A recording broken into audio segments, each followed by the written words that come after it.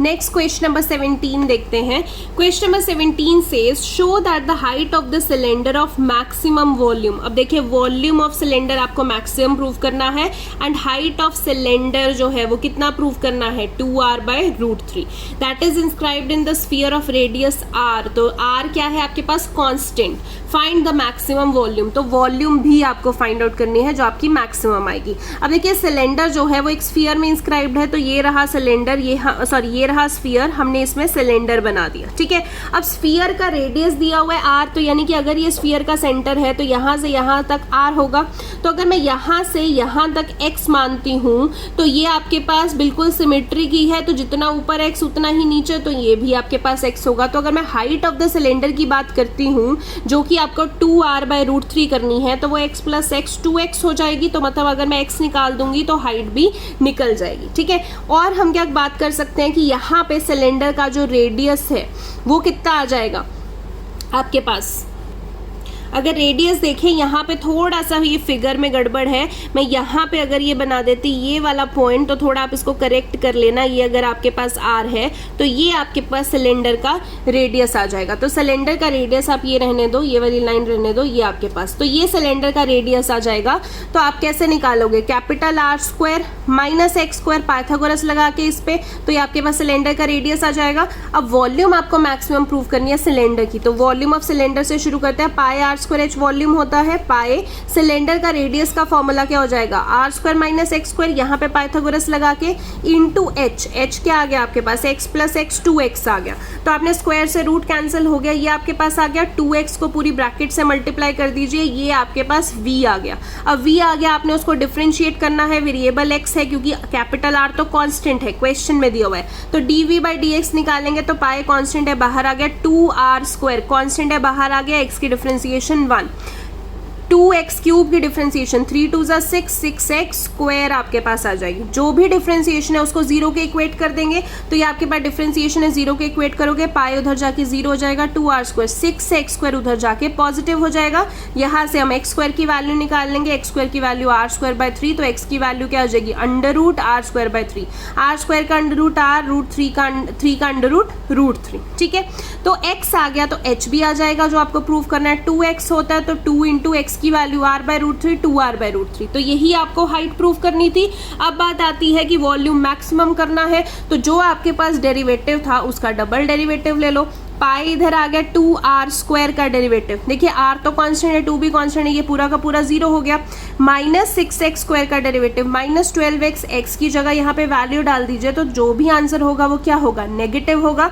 जब volume negative answer आ रहा है डबल डेरिवेटिव का, यानी कि वॉल्यूम क्या है आपके पास मैक्सिमम, तो यहाँ पे आपके पास डबल डेरिवेटिव नेगेटिव, वॉल्यूम आ गया आपके पास मैक्सिमम। ठीक है, क्वेश्चन नंबर 18 देखते हैं आपके पास। Question number 18 says show that the height of the cylinder of greatest volume, देखिए वॉल्यूम ग्रेटेस्ट है मतलब वॉल्यूम मैक्सिमम है।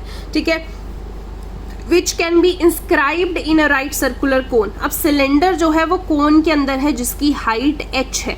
अब देखिए ये अगर कोन है उसके अंदर हमने सिलेंडर बना लिया, तो कोन की हाइट स्मॉल h बोली हुई है, तो ये जो कोन का यहाँ से यहाँ तक है ये स्मॉल h है।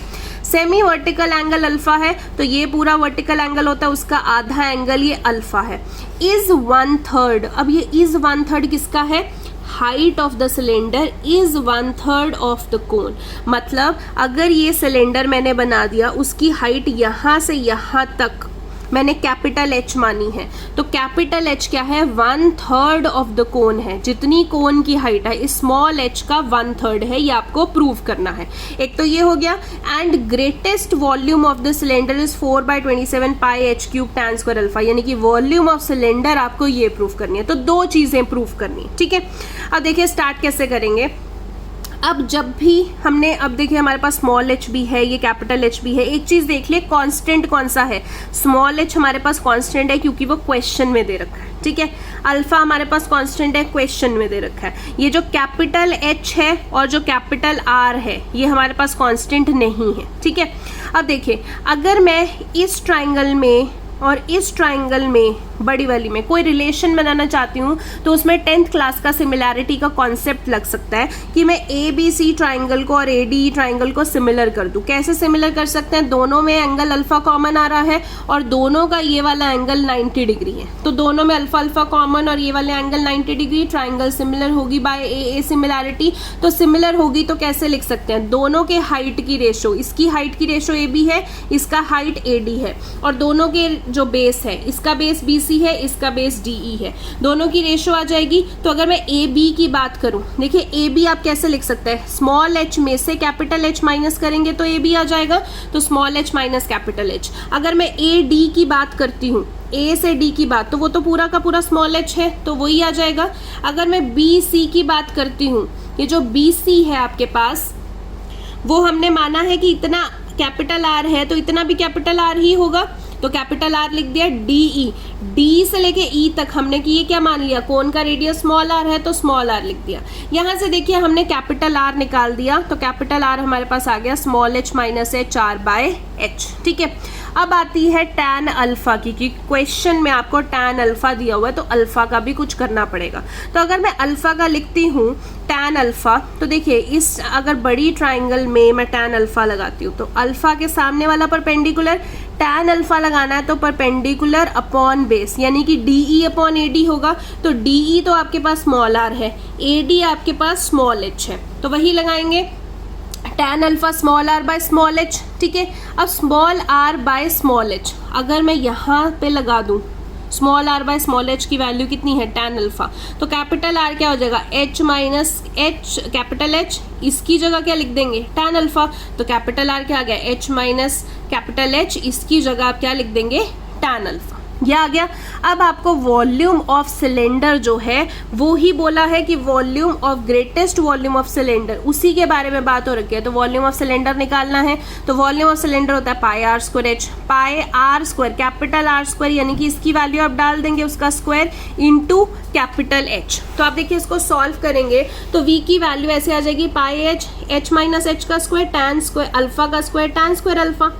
अब आपके पास ये आ चुका है, तो मैं ऐसे भी लिख सकती हूँ कि जो पाए है और टैन स्क्वायर अल्फा ये कांस्टेंट है, मैं इनको बाहर ले लेती हूँ। ये कैपिटल एच और H minus H square variable है, तो इनको अंदर ले लेती हूँ। अब जब ये आपके पास वॉल्यूम आ गया है तो विद रिस्पेक्ट टू वेरिएबल यहाँ पे क्या है?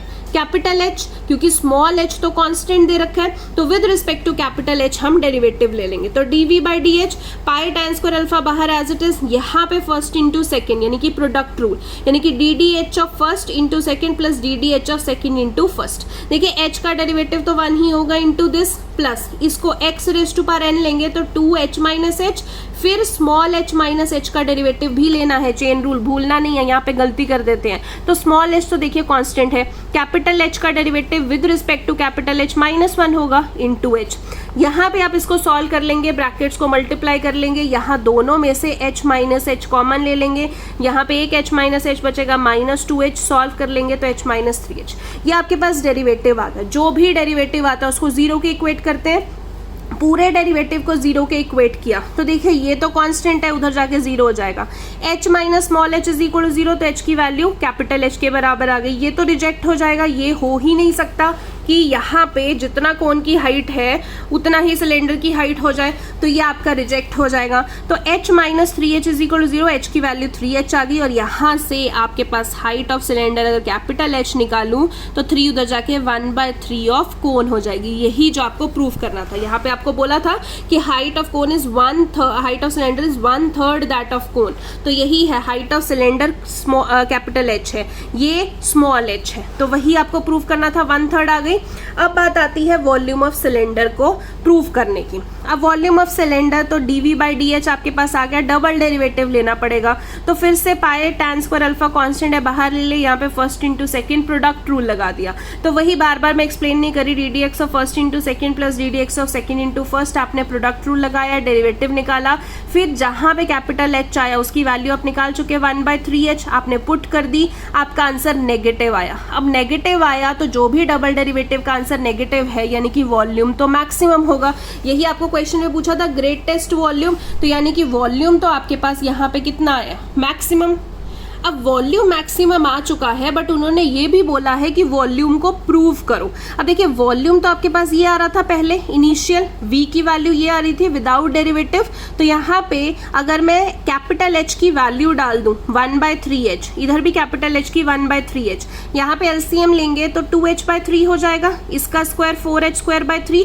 अब जो आपको प्रूफ करना था, देखिए ये प्रूफ करना था तो ये आ जाएगा बिल्कुल आसानी से, 4 बाहर ले लिया, पाए बाहर ले लिया, h इंटू h², h³ आ गया, tan स्क्वायर अल्फा आ गया, 3 9 27, यही आपको प्रूफ करना था। ठीक है, ये क्लियर हो गया आपका। अब क्वेश्चन नंबर 19 से 24 MCQ थे, मैंने आपको करने के लिए दिए थे, उसमें अभी तक जो मेरे को डाउट आया है दैट इज क्वेश्चन नंबर 19। तो क्वेश्चन नंबर 19 मैं आपको एक्सप्लेन कर देती हूँ। Question number 19 says a cylindrical tank of radius 10, तो देखिए रेडियस 10 मीटर दे रखा है, बीइंग फिल्ड विद व्हीट, अब फिल किया गया है व्हीट से at the rate of 314 cubic metre per hour. अब देखिए क्यूबिक मीटर किसकी यूनिट होती है, वॉल्यूम की, तो वॉल्यूम का रेट दे रखा है पर आवर, यानी विद रिस्पेक्ट टू टाइम दे रखा है, तो dv/dt आपको दे रखा है 314 metre cube per hour. Depth of the wheat is increasing at the rate, depth means wheat की हाइट, सिलेंड्रिकल टैंक है ना, तो व्हीट की हाइट जो है उसका रेट क्या होगा वो आपको बताना है, तो dh/dt आपको बताना है। ठीक है, अब देखिए वॉल्यूम ऑफ सिलेंडर से स्टार्ट करते हैं। वॉल्यूम ऑफ सिलेंडर होता है πr²h, तो पाए आर की वैल्यू तो क्वेश्चन में दे रखी है 10²h, तो वॉल्यूम क्या आ गया 100πh। ठीक है, अब यहाँ पे आप इसको डेरिवेटिव ले लिए, dv/dt इज इक्वल टू 100π, तो बाहर आ जाएगा, h का derivative with respect to t लेंगे तो dh/dt। अब dv/dt आपको 314 दे रखा है, पाए जो 100 है इंटू पाए की वैल्यू 3.14 ले लीजिए, इजी रहेगी निकालनी। ठीक है, dh/dt, अब इसको जब इधर डिवाइड करेंगे तो आप देख सकते हैं dh/dt ये कैंसिल हो जाएगा, पॉइंट ऊपर जाके जीरोस लग जाएंगे, 1 बच जाएगा। यूनिट क्या आएगी आपके पास, वॉल्यूम की जो हाइट है, हाइट की यूनिट क्या होगी, मीटर, और with respect to time h, तो आपके पास यानी कि ऑप्शन कौन सी सही है, 1 मीटर पर आवर। ठीक है, सो आई होप आपको ये क्वेश्चन समझ में आए हो अच्छे से। अभी भी कोई डाउट है तो आप पूछ सकते हैं। MCQs क्योंकि अभी तक एक ही डाउट आया तो आई एम अज्यूमिंग कि बाकी MCQ आपने कर लिए होंगे। सो इस चैप्टर की मिसलेनियस आपकी यहाँ पे ख़त्म होती है। इसके बाद इस चैप्टर के एग्जाम्पल्स के मैं डाउट्स लेने वाली हूँ नेक्स्ट लेक्चर में। सो इतना हो चुका है आपका, इसको अच्छे से कंप्लीट कर लीजिए। ये चैप्टर जैसे ही कंप्लीट होता है, एग्जाम्पल्स के डाउट्स जैसे ही कंप्लीट होते हैं, हम इस चैप्टर की थोड़ी रिविजन करेंगे बिकॉज ये लंबा चैप्टर है, थोड़ी सी प्रैक्टिस भी इसकी करेंगे। ठीक है, आज के लेक्चर के लिए इतना ही। Thank you so much.